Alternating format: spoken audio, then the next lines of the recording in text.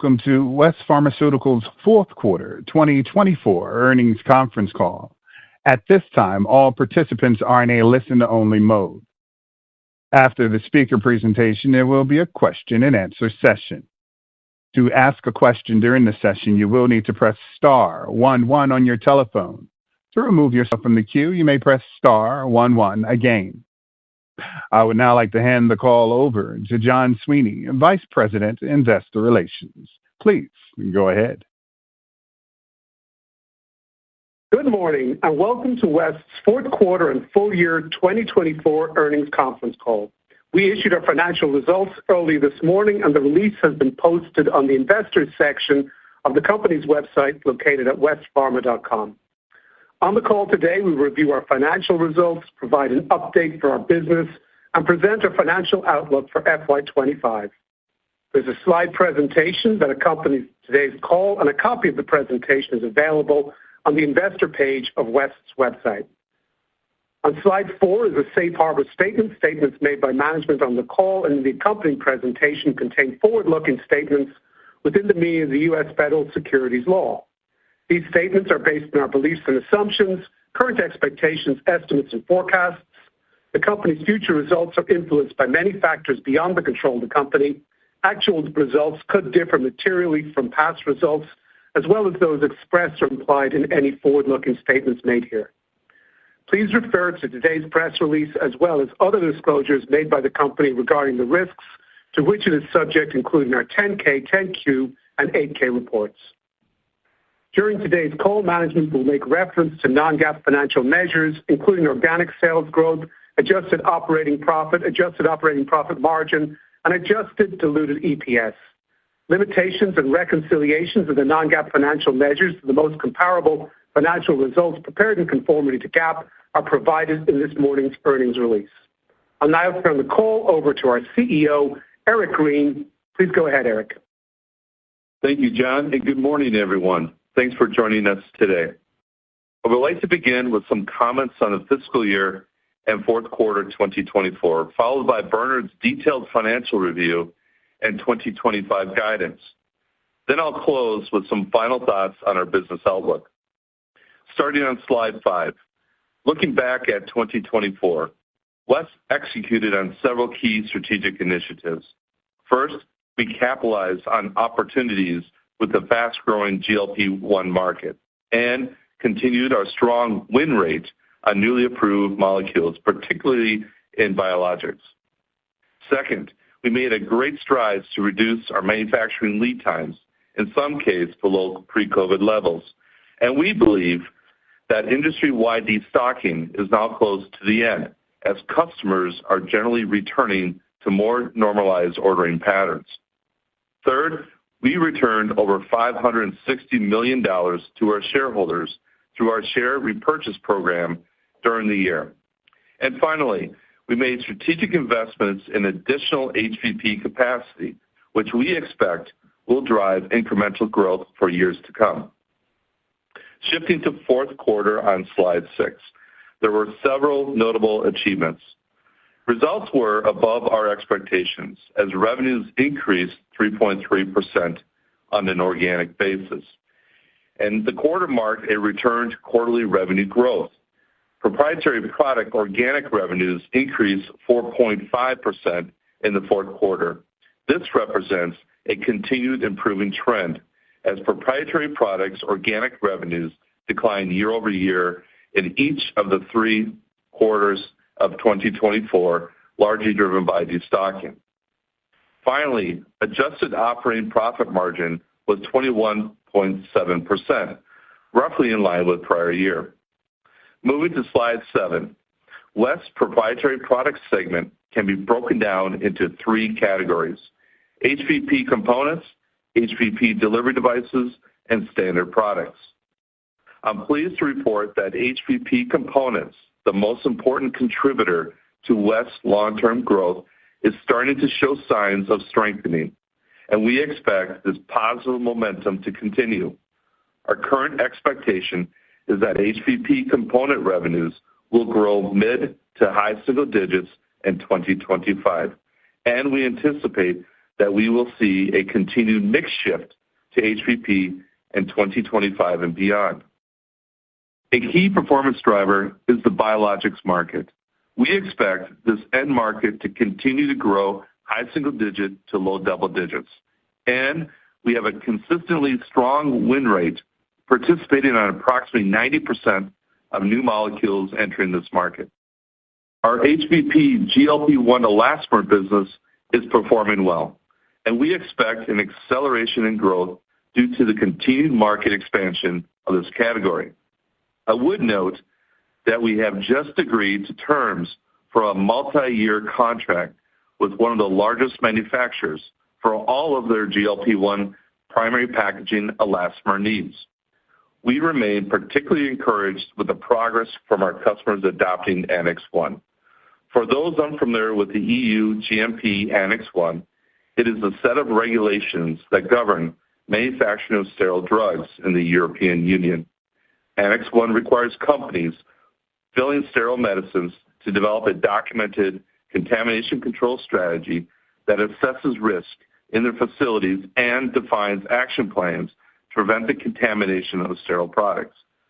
Currently, we have over 200 Annex 1 projects in various stages with our customers.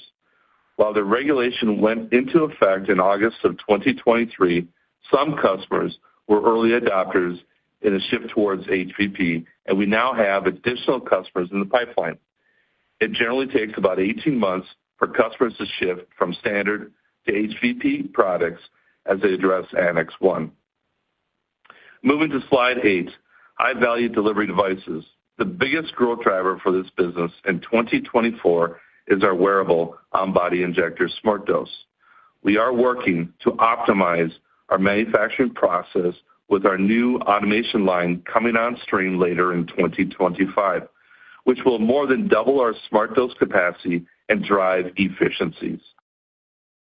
While we categorize and view SmartDose as an HVP product, we expect that in 2025, it will be margin dilutive.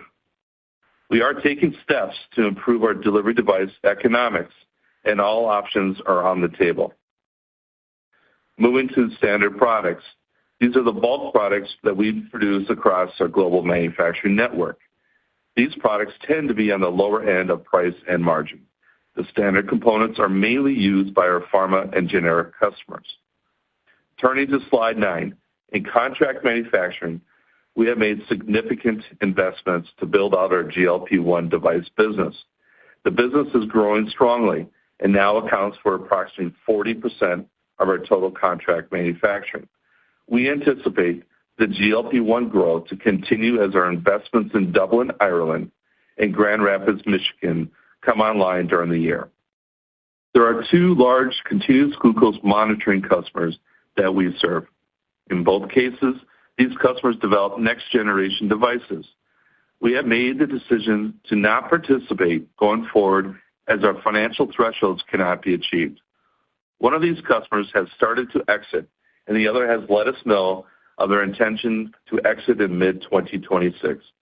We're actively pursuing opportunities in CM that more closely align with our margin and capital return requirements. Taking all into account, all these factors, we expect a return to organic growth driven by the strength of our HVP components business. We have a highly profitable core business that will bridge West through these temporary impacts. We will be taking steps in the coming years to address these areas where we want to improve returns, and we expect to finish 2025 with solid momentum. Now I'll turn the call over to Bernard. Bernard? Thank you, Eric, and good morning. I will take you through the drivers impacting sales and margin in the quarter, as well as some balance sheet takeaways. And finally, we will review our first quarter and full year 2025 guidance. First up, Q4. Our financial results are summarized on slide 10. We recorded net sales of $748.8 million in the quarter, representing organic sales growth of 3.3%. Looking at slide 11, proprietary products organic net sales increased by 4.5%. This was a function of generally improving demand and strong sales of delivery devices in the quarter. fourth quarter revenues included a $25 million benefit from a delivery device incentive. High-value products, which made up approximately 74% of 4Q proprietary product sales, generated mid-single-digit growth led by customer demand for self-injection device platforms. Looking at the performance by market, biologics experienced high single-digit organic net sales growth, driven by increases in sales of self-injection device platforms.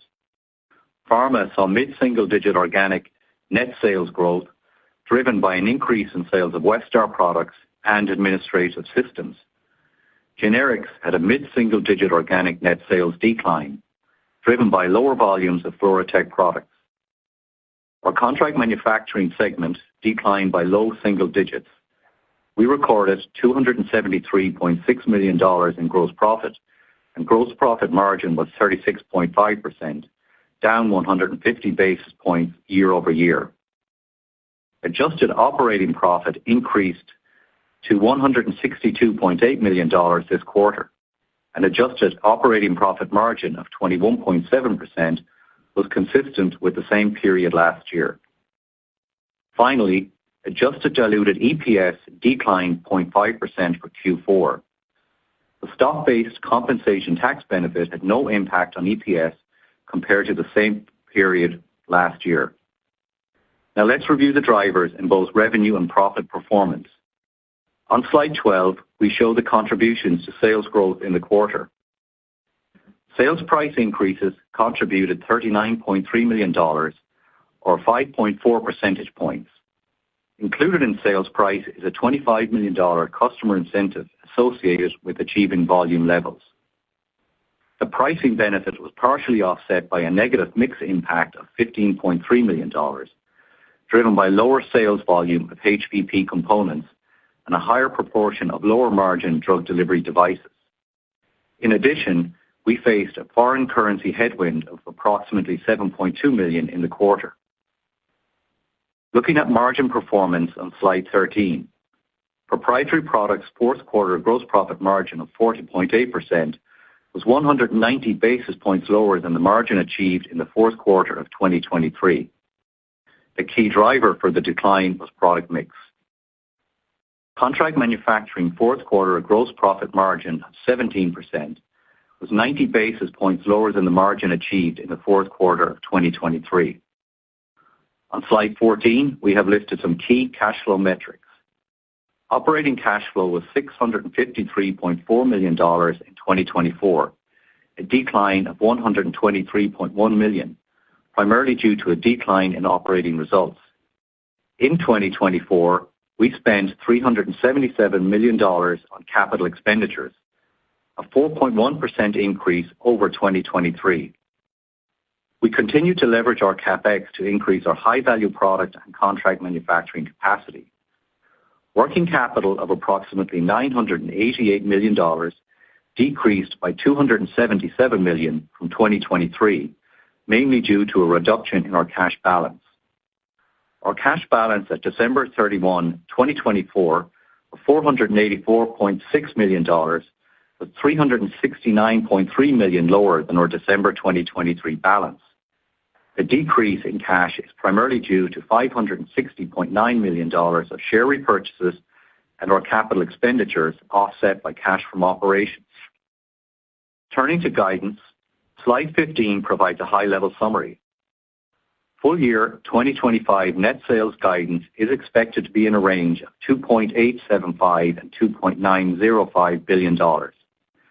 There is an estimated headwind of $75 million based on current foreign exchange rates. We expect organic sales growth to be approximately 2 to 3%.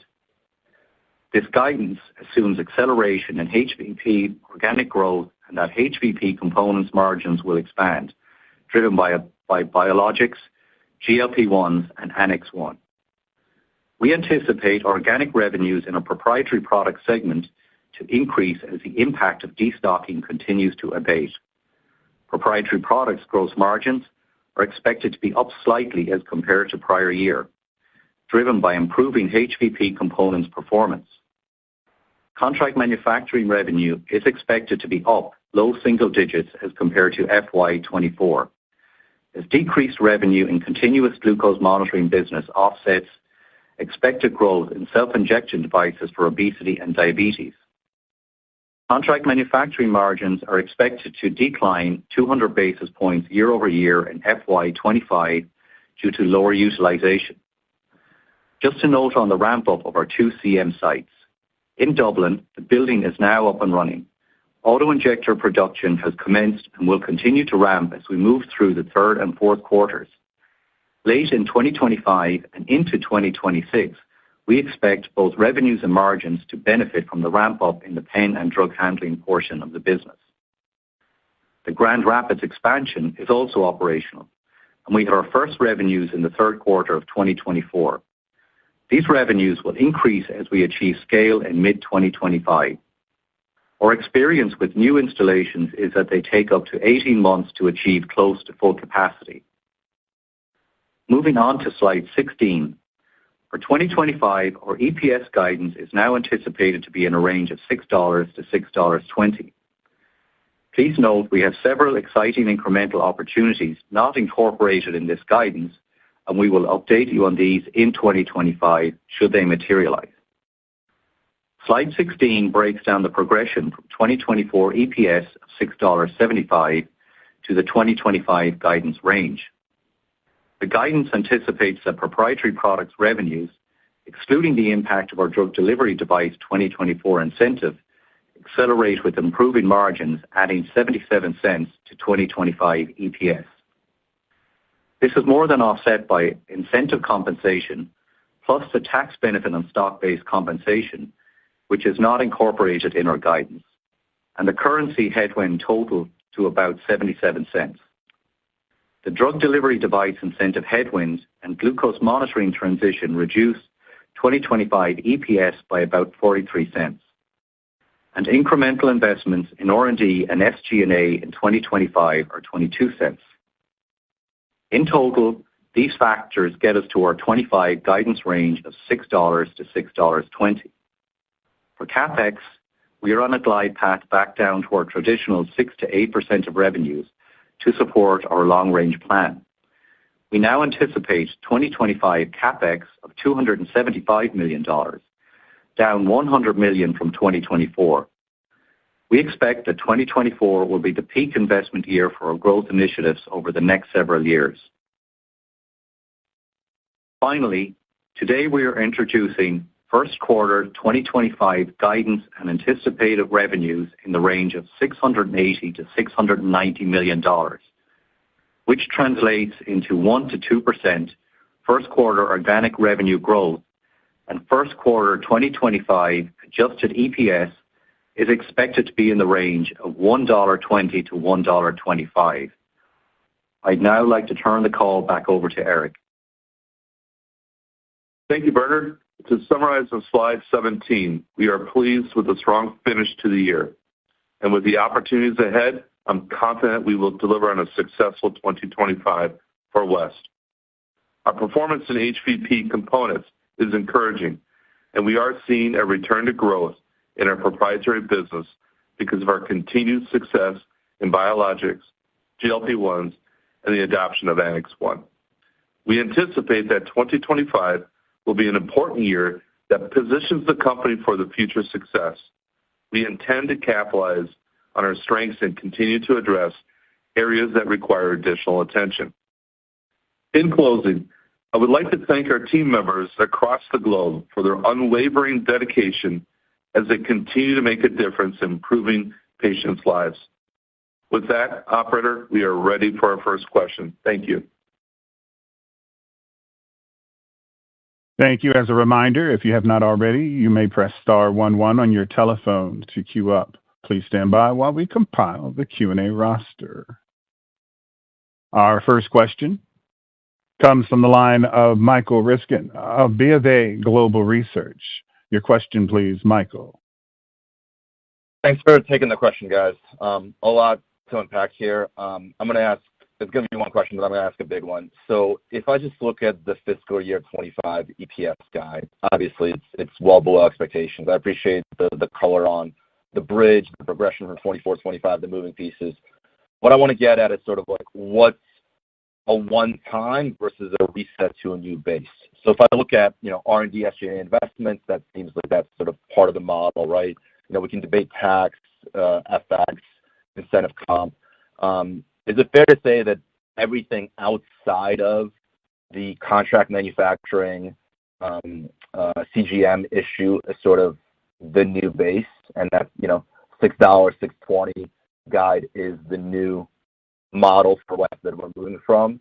And if so, just anything additional color you can give us on that contract manufacturing air pocket. I think you just said in the prepared remarks something about a 200 bips margin impact. Just sort of what's your outlook for being able to patch that hole, to bring something else in, and to sort of regain some of that EPS air pocket that you're getting? Thanks. Yeah, thanks for the question, Michael. So when we look at the guide, a lot of these impacts are, you're impacting 2025 particularly. And if you look at drug delivery device, that is a mixed impact in 25. But we have a number of initiatives ongoing to, expand the profitability in that business. We're looking at automation. We're looking at scale. We're looking at, in more medium term, adding more customers. So we would expect that to improve over time. Now, it'll take a little bit of time for us to do that. So again, we would expect the mix impact to improve. And as the mix improves, over time, EPS also improves with that. And that's what we talked about, I think, towards the back half of last year and the second half, really about the mix impact that we were seeing in our business. And as Eric called out in his script, there are areas that we are addressing. If I look at the growth in HVP, we're seeing, mid to high digit growth in HVP with expanding margins or driving our business. They're slightly offset in 2025, but again, we would expect that to be corrected. The CGM impact on contract manufacturing, again, that's here in the short term. We would expect to replace that business with business that has margins more in line with what our return on investment thresholds would be. And again, so over time, we would see those margins improving. Okay. Any additional color you can provide on the CGM issue? The way I'm reading it is sort of it was your decision to walk away from those contracts because of the financial metrics.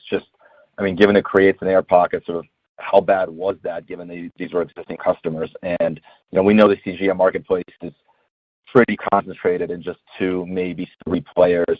So if you've got 2 customers, doesn't seem like that's something you can replace there.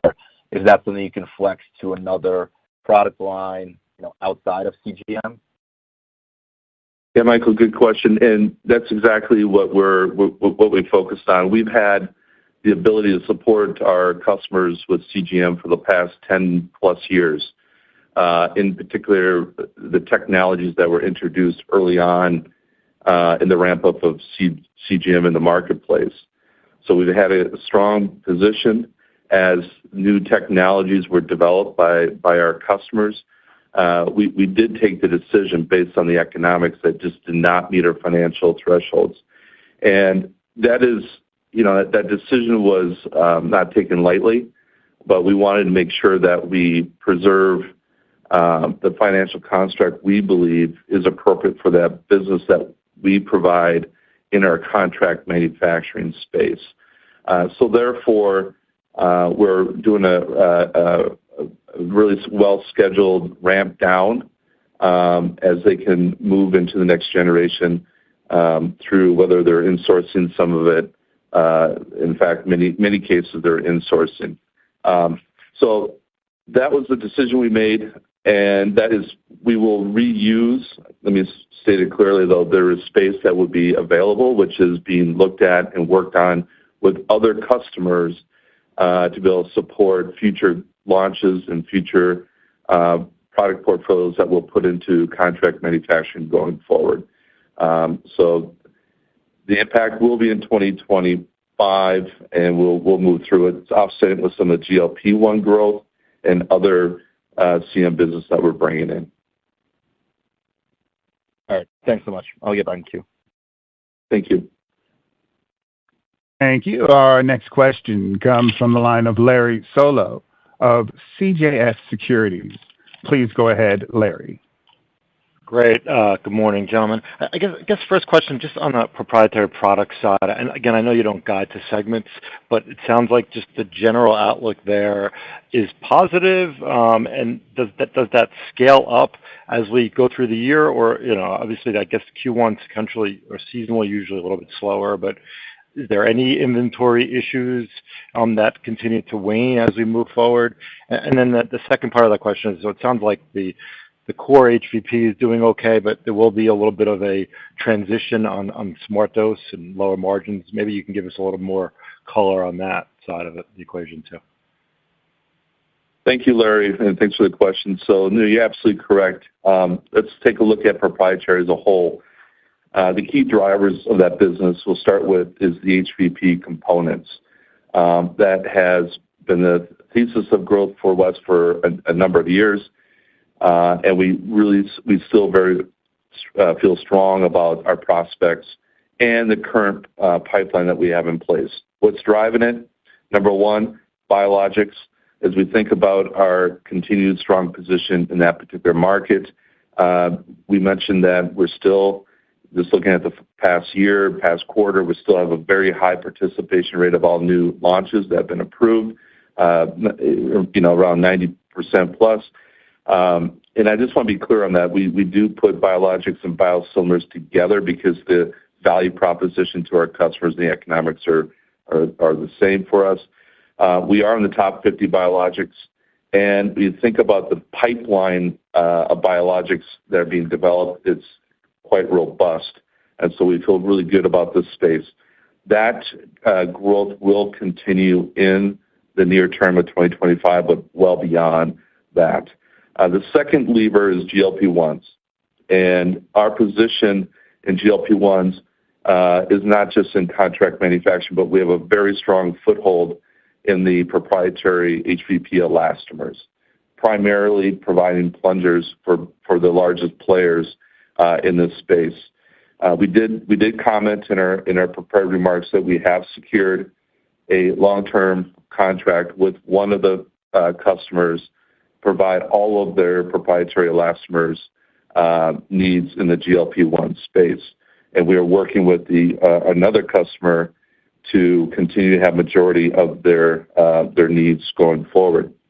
So that is the GLP-1s. And to give you a little context there, it's about mid-single digit from in 2024, the size of the business against all of proprietary.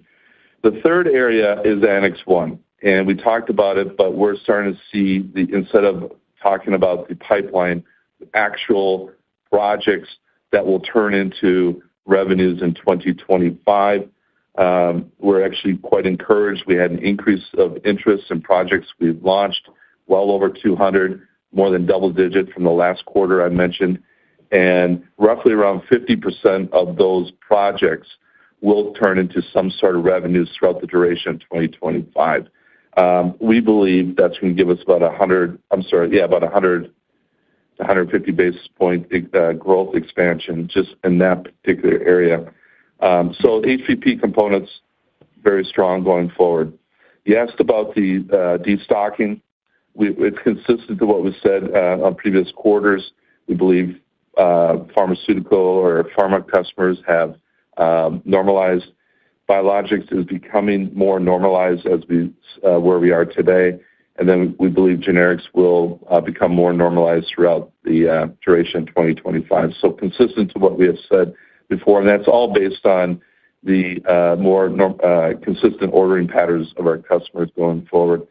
I do want to touch on SmartDose because you asked about that topic. SmartDose, we have been in a ramp-up mode in 2024.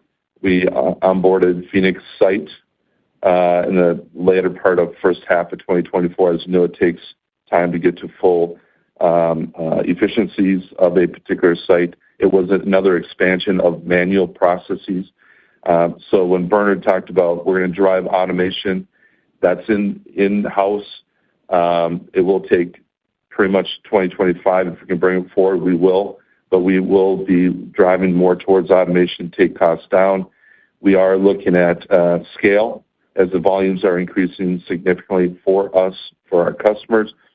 And in addition, more midterm, we're looking at new customers. But I will say we are looking at the portfolio specifically around this device and determining the best actions forward to ultimately increase shareholder value. So that's our focus on here while maintaining and supporting our customers and their patients. So those are the key topics I believe I covered that you asked. Any other, Larry? Any other? No, that was really good call. I guess just to follow up, and anything you can add, just maybe a little tease on where the incremental opportunities not included in guidance. Is that just a bunch of different things across the P&L? Or is there anything specific we could point to there? Well, thanks. Yeah, Larry, I don't want to create a wider range here. I just want to say that I do believe the way we look at our guidance is, business that we have very clear visibility of and very confident that we can execute against. I'm confident in our team. I do believe HVP components is a growth driver for this business. It's showing up very strongly early on in 2025, and we expect that to drive. I mentioned the three areas: biologics, GLP-1s, and Annex 1. These are very discrete projects, initiatives that we have our hands around. And then we have to fix devices. It's particularly one part of that portfolio, and that is a focus of the team, and we need to improve the profitability. And we do not have a lot of time to get that done. So that's the mandate. And I expect the teams to over-deliver, but I'll leave it to that. And just to follow up on that, Larry, with the number of these opportunities, some are more in the short term, and then some are medium term opportunities. And we'll update as we go through the year as to how they're transpiring. But just to put it in context, that we have the ability to respond quicker than we probably have in the past based on the capacity we've installed, particularly in our HVP sites over the last number of years. So we have that ability. Our lead times have come down considerably. So, we're in a better position to take advantage of those opportunities when they present themselves. Great. I appreciate all that. Thank you, guys. Thank you. Our next question comes from the line of Patrick Donnelly of Citi. Your line is open, Patrick. Hey, guys. Thank you for taking the questions. Maybe another one on the GLP side, just diving in a little bit there. Can you talk about, the growth you're seeing from that market, particularly on the proprietary side? And then we do get a decent amount of questions just on the oral side. There's going to be a few readouts here in the relative near term. Maybe just frame up how you think about the impact of orals, what that means to the market, and how you guys see that playing out. Yeah, Patrick, good morning. Thanks for the question. We do believe that from our lens in speaking with our customers that there will be an oral impact in the market. We do believe, however, majority of the delivery will be injectable, and our models are built around a shared portion of the two. So that's how we kind of looked at our investments. How do we make sure that we safeguard the capital we put in to be able to support GLP-1s, and particularly around CM, where we have very clear levels of demand or volume requirements that need to be take or pay type of environments for a number of years. So we're protecting that area. And as you know, in the proprietary side of the elastomers, a lot of those resources are fungible, but we feel really good about GLP-1s. Right now, as I mentioned, proprietary elastomers is roughly mid-single from the whole portfolio perspective of proprietary. CM is 40%. But if I think about the ramp-up, a lot of the ramp-up has been around CM with our infrastructure expansions, particularly in Grand Rapids and Dublin. More to come as we get the capabilities online. And more exciting is that in CM, we're going to have drug handling capabilities towards the end of 2025, early 2026, which is a expansion of our capabilities with better margin profile for West. On the proprietary side, that's going to be the fastest growth area in 2025 for us. Actually, it's think about it, 2/3 versus 1/3 between the two units, and that is in line with our customers' expectations and our position with both of them from a what do you call it, penetration rate of success, win rate with both customers. Okay, no, that's helpful. And then maybe, Bernard, just to build on Mike's question earlier on the margins, can you just talk about, I guess, the build as we work our way through the year? I'm just trying to think about the right exit rate, the right way to build into 26. And again, is it product mix driven, manufacturing ramp? Just talk about those moving pieces. And again, maybe the progression as we go through this year would be helpful. Thank you, guys. Yeah, so based on the guide we put out, Q1 is the most challenged from a margin perspective. We still see a little bit of destocking, particularly impacting generics, maybe a little bit on the biologic side. And that as we progress through the year, to get to our guide, we would expect to see improvement on the margin front. And that's coupled with the growth in high-value products, particularly around the containment space and in the areas that Eric talked about, GLP-1, Annex 1, and biologics. And then, the return to growth of HVP as we progress through the year.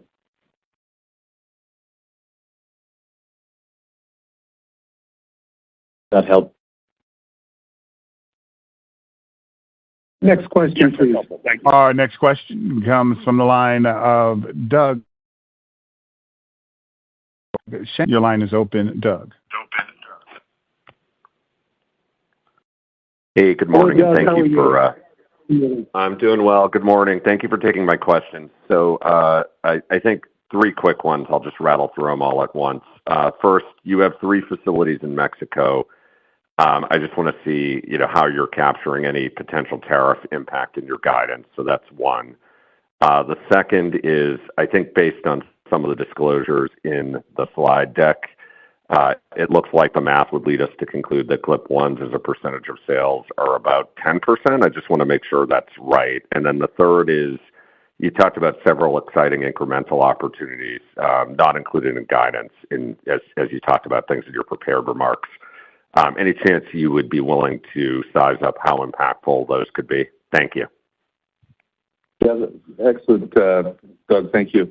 So the first question about Mexico, we do have a relationship with a company in Mexico. It's a 50-year relationship, actually, about close to 50 years, where we are the minority stakeholder in that business. So, and it's immaterial. The materials that we support them to be able to support the local market, but a lot of it's local for local. On the GLP-1s, you're accurate. It's ballpark about 10%. With the GLP-1s of the overall business, but in CM, it's, as I mentioned, about 40%, and the proprietary is about 5%. The growth of that is mid-single digits. The growth of that's very attractive. We'll look at a couple basis points expansion from 24 to 25. On the upside, Just on the GLP-1, I think it's like where GLPs and proprietary GLPs are about mid-single digits for total revenue. And then the contract manufacturing GLPs represent about 40% of the contract manufacturing revenues, and not our total revenue. And then if we look at GLPs in total, it's really like mid-teens of our overall revenues. And obviously, then the economics around those businesses are a little bit different. And where we see the most growth, I think back to Eric's comment, a few minutes ago, is really around the elastomer side, where we're seeing a lot of traction with with the primary GLP-1 providers.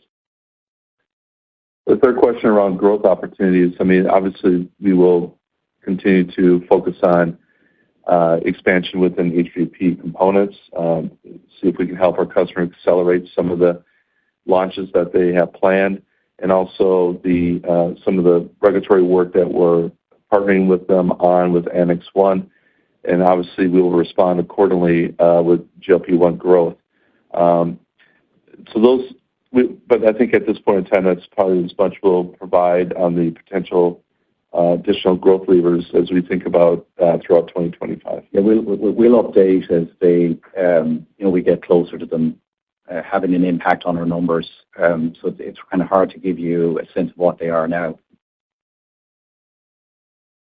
Understood. Thank you. Thank you. Our next question comes from the line of Paul Knight of KeyBanc Capital Markets. Please go ahead, Paul. Hi, Eric. You have had a long-term guide of or construct of 7 to 9% organic growth. As we leave 2025 with capacity additions in place and the GLP-1 elastomer business in place, what do you feel about that 7 to 9 construct?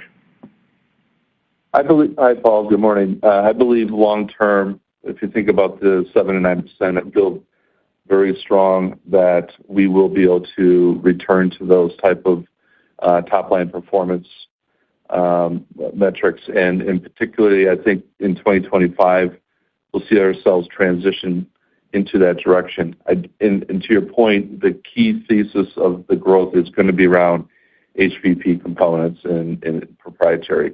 And so the early signs for 2025 are very strong. It's not one particular area. It's multiple areas, multiple customers, multiple drugs and categories in the marketplace. So we feel that we're getting to more normalized environment, which will allow us to get back to that growth algorithm that we had historically. And then maybe I think, Bernard, you were commenting on the Dublin GLP-1 new site.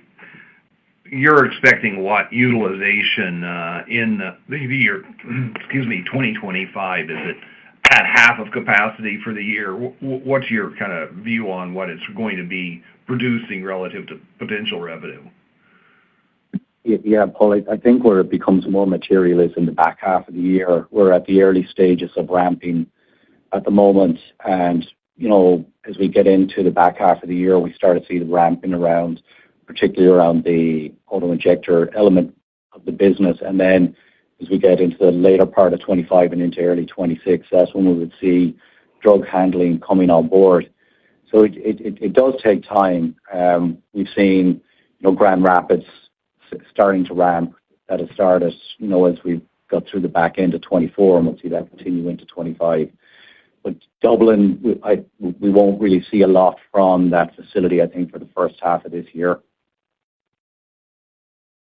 And last question would be, you cited drug handling. Does this mean you're doing complete component assembly? It's not fill finish, is it? No, it's not fill finish. It's final drug packaging. But we're not doing fill finish. Okay, thanks. Thank you. Our next question comes from the line of Matthew LaRue of William Blair & Company. Please go ahead, Matthew. I'm going to start on the device side. Obviously, that's been a big theme of the last couple of years. There's been investment in that space, and I know you've been excited about the future there. You referenced today some of the challenges you've had in terms of the financial profile as well as converting to an automated line. Eric, I think you use the word maximizing shareholder value as you think about options, which sounds like, I guess the question is there sort of an existential question as to whether that should be a core competency of the company long-term, or more about harder operational decisions that would need to be made in the near term to maximize profitability? Yeah, Matthew, there's 2 points to that. One is more near term, what we have in our hands to be able to produce consistently high-quality product for our customers as we scale, because the demand is increasing, and be flawless in the execution of the automation, so we can go from a manual to a fully automated process, which will drive efficiencies. And there's other operational excellence, drivers that we are focused on in that area to deliver on. As we scale, we will get better economics, but beyond that, we do have to just continue to pressure test what's the future look like for that device, that particular device, because the drug delivery device for us is beyond just one product. We do have a pretty attractive portfolio around admin systems. We do have what we call self-dose and also our crystal zenith line. So if you think about the drug delivery device area, this particular product is one that we're really focused on right now to determine what is the long-term best option for West. Okay, understood. And then just on the multi-year contract, GLP contract you mentioned, could you frame what how that participation rate and duration of contract would compare to your prior, just so we have a sense for what really is incremental there? Well, in that particular case, we were on and have historically been on provide all the elastomer components for our customer. And so what this does, it secures that position for multiple years. We have not articulated exactly the duration, but it is quite lengthy. And so it isn't a drastic departure of our customer. And as you know, it takes a long time to build that rapport, that credibility, and that supply chain. And so we feel really comfortable. And it was a natural progression of our relationship just to secure it and ensure that we're both aligned on future expectations, and that we can help them and support one another to make sure that they can support their end patients at the end of the day with the drug launches. So it is long in duration. We haven't articulated exactly number of years, but it is very long. And it is a continuation of our participation, which is majority, basically all their needs in that market, with that customer. I think, Matt, it's very important to, it supports the growth in the GLP-1 market and feeds into the long-term construct that we talked about as one of the key drivers there. Now, we've ring-fenced that. So it was very important for us to get that done. And again, so it's really supporting that growth around HVP over the long term. Okay, thank you. Thank you. Our next question comes from the line of Justin Bowers of Deutsche Bank. Please go ahead, Justin. Thank you. Good morning, everyone. Just a couple clarifications here to kick it off. Eric, on the 100 basis points of growth expansion from Annex 1, is that referring to 2025 specifically, or is that sort of like a longer-term contribution? And then on the device part of the business, you said that there's a mandate there, and is that related to the contract manufacturing side of the business, or also in prop products as well? Yeah, no, thanks for the question. The 100 basis points that reference the 100 to 150 is really 2025. So these are projects that we were sharing with you last year, and just wanted to give visibility that now they're converting into actual revenues for 2025. It takes about 14 to 18 months to do the transition, sometimes a little bit longer with our customers. And so that's why I wanted to mention it enough to realize that it's starting becoming impactful for us near term. And we do believe that there's long-term growth trajectory on this, but we really haven't framed that as we speak. But it's been contemplated in our long-term growth algorithm for high-value products. On the device side, that is specifically, my comment was specifically around the proprietary devices, and to be very clear, it's around our smart dose platform. Okay, and then a follow-up to that, with the in the prepared remarks, you talked about price and incentive headwinds, and you called out $44 million in the second half of 2024. Is that ring fenced there, or is there more to that?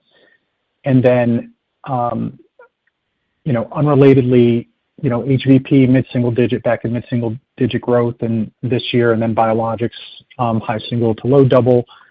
Is there any anticipated restock there, or are those back to run rate levels? Yeah, I'll start with the last one first, if you don't mind. We believe that it's more of a natural back to the growth algorithm that we expect with biologics and HVP as we progress through 2025. So we don't see this as a restock since we do believe it becomes more normalized. And as you know, that once you're on the molecule, you tend to be on it for the duration of that drug in the market. And so it's really starting to harmonize with their supply chain needs going forward. On the first question, I believe we mentioned the 44 cents on EPS. Not all of it is related to the device, but majority is. So a good portion of it is. Some of it, the smaller portion, is related to the transition that we're seeing of on the CGM business transitioning out this year, and then also towards the tail end of next year. So that the impact, but we'll obviously use that asset, those locations to fill with new contracts, new customers that meet our financial construct. So that's kind of how you would look at that 44-cent headwind this year. Thanks for all the questions. I'll jump back in queue. Thank you. Thank you. Our next question comes from the line of David Windley of Jefferies. Your line is open, David. Hi. Good morning. Thanks for taking my questions. I have a few. I hope I can squeeze them in. So the first one, kind of on the last, on Justin's question, I believe that your messaging in the second half of last year, as you were seeing the ramp of your on-body wearable production and supply to the one key client that you were ramping, was that you hope to get some of this incentive fee value kind of converted into base price. I gather from the guidance that you're giving around this that you didn't. My math suggests that the incentive fee would have been worth 46 cents or so. And so I'm wondering, can you be a little more specific? Did you get some of it baked into base price, but not all, or how did that play out, if you don't mind? Yeah, the way I would respond to that, David, well, first of all, good morning, is that the incentives far exceed the pricing that we have established so far in 2025. So I won't dimension any further, but it is the incentives in the latter part of 2024, as we ramped, did exceed the going forward pricing. Understood. Yeah, but also to add to that, Dave, we're also seeing better production efficiencies and yield on that line. So we're improving on the cost side as well as the price. So when we're looking at how do we improve the economics around this device, it's looking at it from both a price perspective and also from a cost perspective. So we're working a couple of different areas on that. So that gets us to that 33. Got it. I probably should have started with this one so as not to jump around, but the investments in SG&A and R&D, what are those specifically? And maybe talk to the timing, the timing of those, like why do those need to be made now? Yeah, so in the R&D area, specifically, the largest incremental investment that we're making in 2025 is to build out and be prepared for the launch at the end of this year or early next year of our integrated system. So this is the for human use prefilled syringe system that we have been working on with our customers. And we actually did launch, not for human use, prefilled systems with borosilicate earlier this year. The receptivity was very high. The engagement with customers was very strong. And therefore, we felt really comfortable continue the planned path that we were on to execute and make sure we hit the timetables that we've established a couple of years ago with this product launch. It's new, it's early, but the adoption is quite exciting, and more to come as we get to that point. But that is probably the largest incremental piece of our R&D from last year to this year, clearly. Okay, and on the SG&A side? Yeah, on the SG&A side, Dave, a lot of the incremental costs there is the annualization of costs that were being added as we were getting towards or getting through 2024. And so when they get fully annualized, we have a little bit of a step up there. And there's some, your normal merit increases. But we're not adding any additional resources from an SG&A perspective. So they're really costs that are carrying through, and then you're just our annual merit increase. Got it. Okay, so then coming back a little bit, kind of bringing the device question back in, and this is a little bit of Matt LaRue's question. So if I believe, covered the company for a long time, I think the Tech Group acquisition dating back to the 2000s, in fact, is the basis of your kind of foundation of your contract manufacturing business, and I believe the strategic import of that for you is to have the capability to parlay, so to speak, into some of the injection molded proprietary devices like the on-body that you're bringing to market. So I guess it's it gets back to I use the existential question that the contract manufacturing business is proving to be lumpy. You're moving out of CGM, but into what is now going to be a very high client concentration in the contract manufacturing business. And I can understand where you would want to tolerate that for the contribution that could make on the proprietary product side, but the on-body wearable device margins are just not attractive enough to justify pursuing, it doesn't seem. And so I guess I come back to, is that pursuit worth it? I guess is the basic question, because if I understand correctly, based on your answer on the on-body wearable, those margins are probably the lowest in your portfolio at something like 10%. Sorry for the very direct question, but just really wanting to understand why this makes strategic sense to continue to pursue, given the margins, the lumpiness, and the CapEx requirement. Thanks. Yeah, David, as we look at it, separate the two on the on-body wearable for the proprietary side.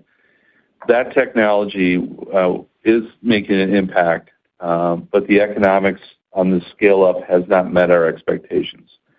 And so therefore we have to, as Bernard mentioned, we are driving ways to improve efficiency through operational excellence, through automation, and through scale.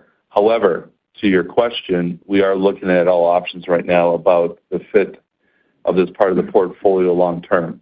On the contract manufacturing side, while some of the skills and resources did come out of that group to be able to support the buildup of that portfolio a while back, it is still it's independent, and it actually does support us when we think about diversifying our top line. It also allows us to have a larger, more robust relationship with some of the largest drug companies because they're looking to West to support them both on the contract manufacturing side and also on the proprietary side. So on a collective basis, that does positions very well in our conversations, in our customer engagements with some of the largest drug companies across the globe.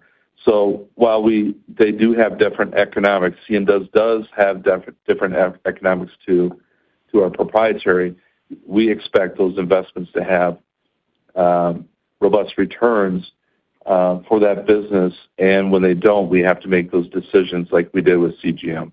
So I do believe for diversification of our top line, but same customer segment and spirit of being really focused on injectable medicines, we are positioned well strategically at this point with both those businesses.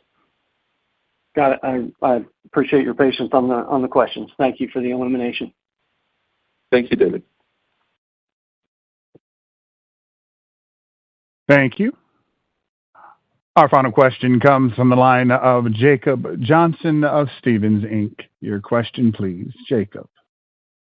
Hey, thanks. Good morning. Maybe sticking with Dave's kind of strategic question and following up on a comment you just made there, Eric, on contract manufacturing, it seems like a bit of shift in strategy for this segment. Historically, kind of a lower margin, lower growth business. Seems you're now going after higher growth, higher return projects that maybe are more synergistic with proprietary products. Was this kind of a deliberate change in strategy that happened at some point, or is this just opportunistic given what's going on in the GLP-1 market? And maybe related to that, historically, this has been a low single-digit grower. Could it be something more than that as we look out over a multi-year period? Yeah, no, excellent question. I see two things here. One is in the contract manufacturing space, we think with our position, you're probably looking at mid-single digit type growth, plus or minus for long term. And you are correct. Our focus has been, we started shifting towards conversations with customers to go a little bit further downstream. We started thinking about drug device assembly and packaging, which is a higher value capability. And we're proving it out while it's early stage. As we talked about, Bernard gave details about the Dublin expansion where we expect to be online with the drug handling. These are active conversations we're having with existing customers that have asked us to do manufacturing and assembly of their devices, but now can you bring the drug delivery into the equation? So yes, to answer your question, we're looking at shifting this business to be more differentiated and actually bring incremental value to West as a whole, and still while leveraging the global relationships that we have with these large drug companies from an enterprise perspective. Thank you. I would now like to turn the call back to John Sweeney for closing remarks. Sir? Thank you very much for joining us today on the call. An online archive of the broadcast is available on our website at westpharma.com in the Investors section. Additionally, you may access a replay for 30 days following the presentation by using the dial-in numbers and conference ID provided at the end of today's earnings release. That concludes the call. Thank you, and have a great day.